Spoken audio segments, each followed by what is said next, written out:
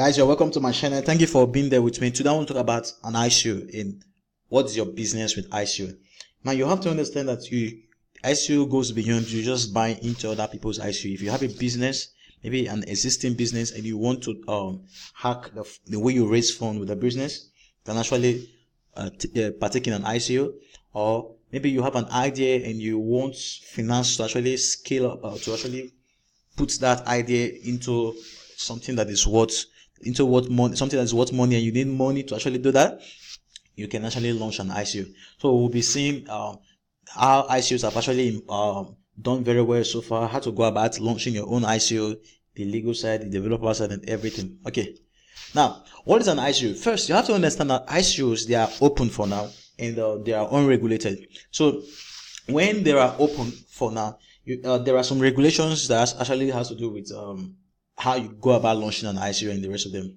So you have to understand that ICO is an unregulated way of launching of raising funds for a company. So it's similar to the way IPOs have been done, initial public offerings, but ICOs just is a platform where you tell the public that this is an idea, and the rest of them, the public evaluates your idea. Once the public sees that, yeah, your idea is very, very good, they can, okay, let's buy. So you sell part of the tokens to them and the rest of them.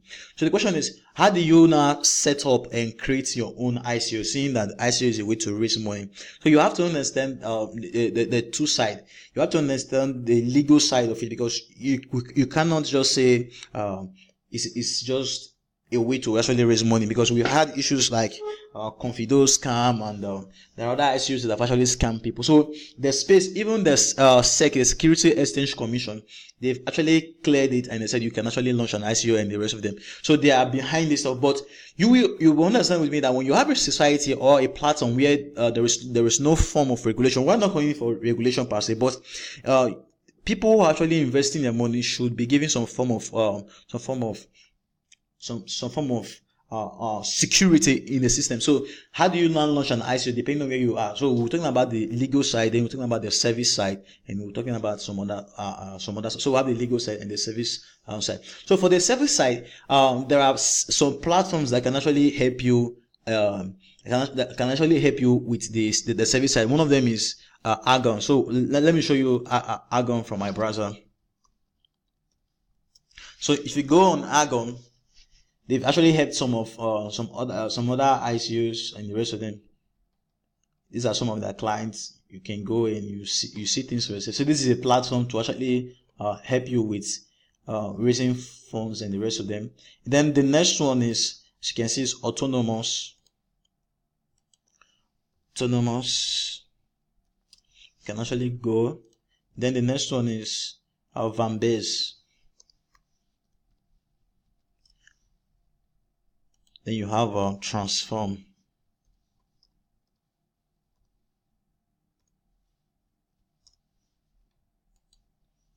So Vanbex, these are some of the, if you contact these platforms, they will give you everything from technology side to the business strategy to marketing to investment and the rest of them. So you can contact this platform. I think they will help you to do a better job. It's better when you work with professionals. It will give you leverage over those who do not. Then transform. This is like some of the guys that helped Ethereum and some of the other guys. Let's say some of their clients.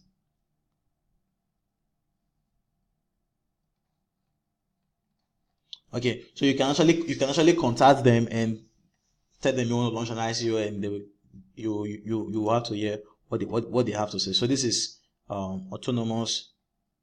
Autonomous is being attacked by its reactionary board. Help us keep back and restore its original mission. So they're having a problem currently. So I will not recommend you to actually use them for now, but you can actually use some other service like the Argon I actually told you about. So you put this in your mind. Then let's go to the other one.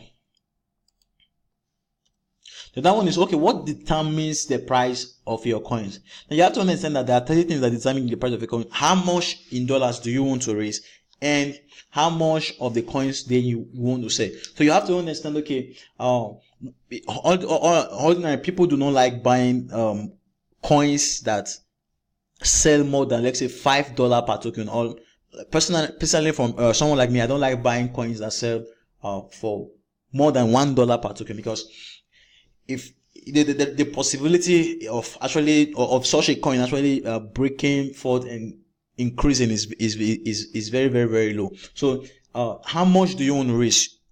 Maybe you want to raise $20 million, then you now compare, okay, how much of these tokens I'm selling. So you have to understand that when you are creating these coins, you cannot increase the supply, because it's not like the printed money where you can actually print money. No, when you are creating this, okay, I want to create such and such number of tokens. Maybe you are creating 21 million tokens, then you have to say, how much am I selling? Because you have to discuss, you have to know that if you sell more during the ICO, it's going to affect the price. Then you have to understand that the place of mining, is the coin mineable and some of that things. So you have to understand such stuff. Then other things that play into play is the supply and the demand. And supply and demand comes from the issue of utility. So there are certain things that play with supply and demand, like the team, who is behind the team. If people stumble across and say, okay, this is the team, okay, this is the person that is behind this team, okay, maybe this person is an advisor, or this person is a lead developer there. Those are some of the things that drive it. Now, that thing again is the issue of trust. Can people actually trust you that even though the price of the token maybe is a little bit high, can they buy? Or maybe after you've launched the ICO, maybe the price is still dwindling down. Can people trust the platform and say, okay, the money is there and the rest of them? Then another thing again that affect the price is the hype and the FOMO. So when you hear people just hype, oh, this is maybe on this different news platform, and another thing again is the media. Maybe they hear that there is a partnership, or there is something, there's a new development. These are some of the things that drive the prices up. Then okay, let's talk about how much does an ICO cost, from the legal side to the monetary side, and then to the marketing side. Now, the first thing you have to understand that ICOs are not just open, because recently there have been some scams and the rest of them. So if people are actually investing like people do in the IPOs, where they actually invest in companies and the rest of them, people have to have some form of regulation. So that's why some countries, those people living in those countries, they use VPN to virtual private network to actually buy into those tokens. Like in the US, Hong Kong, China, and some other countries, they ban their citizens from actually participating in ICOs. So you have to understand the legal side. So if you want to launch an ICO, you have to understand the legal side. There are some ICOs that like Cryptoria and the rest of them, where they actually ask you to submit legal document like your ID and some of the rest. So you have to understand what is the legal side. You consult with your lawyer, you consult with the business, you register the business. Those are some of the things that give credibility to your company and increases the confidence the investors will have, because I believe trust is the full core of business. If people don't trust you, they don't care what you are offering or what you want to offer. The issue is that, can I trust you with my money? Because this money, different people have a different way they make their money. Some people sweat a lot. So you don't expect someone who works for 1 hour and he does some strenuous job to actually get maybe $10 or $20, and he's now putting maybe, let's say, 5 hours of his work, which is $100 into your platform. Can I trust you? So when you have the legal side, it will actually help you. Then the other cost again has to do with the developers. You have to understand, okay, what platform am I using? Ethereum platform to raise my ICO? Am I using Name? Am I using Wave and the rest of them? The most popular of them is the Ethereum, where they actually create smart contracts and the rest of them. So you have to understand, okay, who am I bringing to the team? Who are the developers that I want to bring to the team? You don't just you do not bring some kids, because when there are times where some ICOs were actually hacked, even as you saw with Autonomous, where they actually talked about that they are being hijacked and the rest of them. So you don't want a situation where you conduct an ICO and the platform some coins are stolen by some guys, because no matter how you try, there will be someone who's actually smarter than you. So you have to if possible, get in people, test this stuff. Let them attack this stuff. Let's say this is secure, because if people actually steal your coins, people are going to get this coin, then sell the coins. It will not be a very, very good one. So from the start, you don't want to have problems with hackers and the rest of them. And then the other cost has to do with cost of marketing. It does not matter the kind of product you want to offer. It does not matter the service you want to offer. It may be disruptive. It may be revolutionary. People don't care. Who knows your product? That is what you should be asking for. So how do you garner attention? Marketing that comes in. So those other groups I told you, like Argon Group and the rest of them, they can also help you with marketing and the rest. So we'll see how to go about how do you get ICO attention. The first one of them is 21.com or n.com. N.com is like where people actually register. I'll show you. N.com. People actually register on this site, and if they register on this site, you can actually get their attention by paying like 10 get replies from 1,000 plus digital investors for $10 per hour. So you can actually get reply from any of these rich people who have bought digital currencies and distributed ledger tokens like Bitcoin and the rest of them. Only pay when you get a response for $10. So you have to use a platform like this. You have to spend money on marketing because it doesn't matter what. I think there was an ICO they actually called off. It was a very, very good ICO. I can't really remember the name. And yeah, it was HD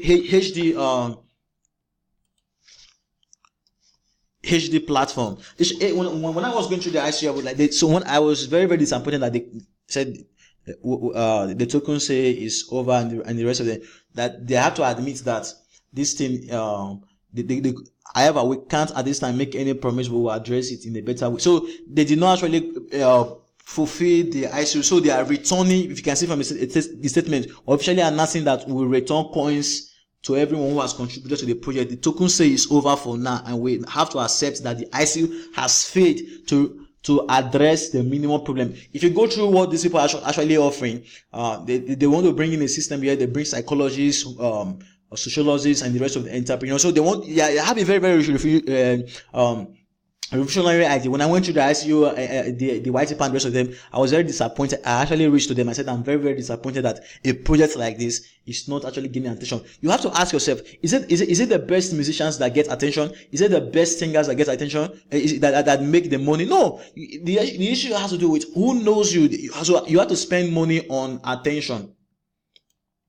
And then partnership with some existing exchanges and mobile wallet, those that offer like there are some ICOs that sell like Atlanta and some other ICOs. This CoinLancer, they sell through some mobile wallets like Coinomi and the rest of. So when you partnership with them, you actually give you attention. The other one again, you can do online publications like that. Sometimes you go through CoinDesk, you will see that they will tell you this is a sponsored press release. So you partner with online publications like that, and then you can also have you list your tokens in platforms like CoinSchedule. This is where you get a whole bunch. So people actually come to platforms like this and they're like, okay, which one is the ICO that is going on now? Which one is about coming? So when people actually see your project here, they will actually put that in mind and maybe consider it. Then another one again is, which exchange are you intending to are you intending to list your coin? If the better the exchange, there are exchanges that does a lot of transactions per day. So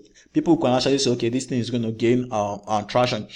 Then we'll talk about the ICO history and such. Okay, how has ICO been doing be doing so far? I'll open the ICO stacks for you so that you actually see some of the ICOs that have actually done well. A lot of, I think there was a study that was done. I said if you had invested into any ICO, you would have gotten something like 13 times your return on any ICO you actually participated in. So these are some of the ICOs that have actually launched. NST, you're seeing the return on investment. It was 2 years ago. You've seen the return of investment so far. This is almost 10,000 times return. Then you have Neon, and then you have some other platforms, some like Populous. This was a coin that actually launched this year. This was the price, almost 30 cents, and this is the price now, 41. So you have to understand some of these stuff.